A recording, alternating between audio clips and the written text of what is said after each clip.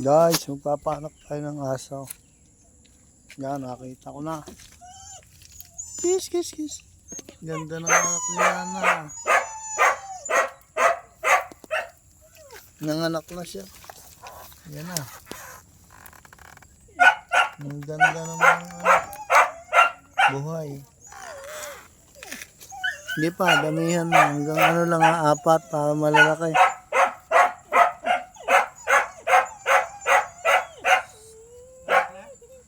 Lumipat ka? Ayan talagang may kasamang aso.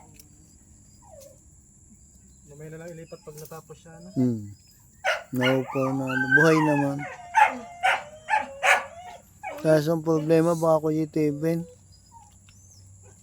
Pagkatapos natapos, ilipat na lang para dito. Guys, nagpanak na kami ng aso.